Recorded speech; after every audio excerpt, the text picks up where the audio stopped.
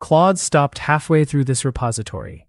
Codex did not start from a blank prompt. It read the latest checkpoint, inspected the same files, and reran the exact tests. 3 tests pass. That is the outcome we will reproduce. The checkpoint helps the next session recover direction, but the green result comes from the repository, not from the handoff text. One boundary first. I am not burning a real Claude quota window just to manufacture a rate limit on camera. This recording stops an isolated Claude demo identity after partial work, then exercises the same takeover path with an isolated Codex identity. The Git repository is disposable. The bus home is under /tmp. No account data, real quota values, private messages, or credentials are involved. The fixture starts with a small cart total function and 3 acceptance tests. 1 test passes. Quantity handling and negative quantity validation fail. Claude publishes a work lane for cart.py and testcart.py.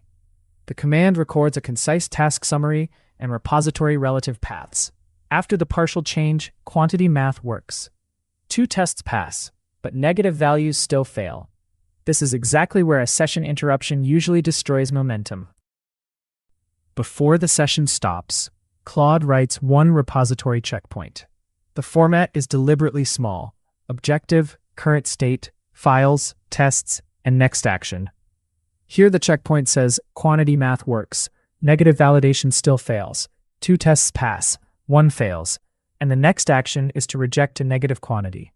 This replaces vague advice like continue where I left off with state the next session can falsify. Now the identity changes to Codex.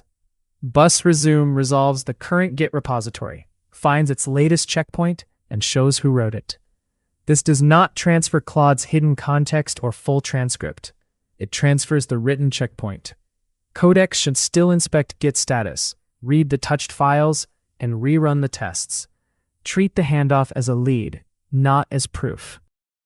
If Codex claims the same files while Claude's lane remains active, llmquota prints an overlap warning. That warning is useful, but it is not a lock. The bus will not stop another process from editing cart.py.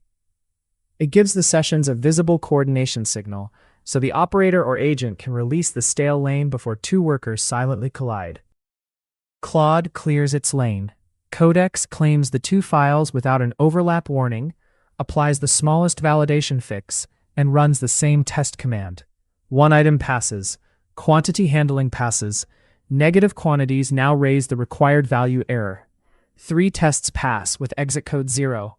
Only after that result does Codex clear the work lane and remove the takeover checkpoint. The last command confirms there is no remaining checkpoint. llmquota gives coding CLIs a local mailbox, session presence, advisory work lanes, and 1 current repository handoff. It does not lock files, synchronize remote machines, transfer hidden model memory, or verify its own checkpoint. The public repository and exact commands are linked below. If you run Claude and Codex against the same codebase, reproduce this with a disposable branch before using it on production work.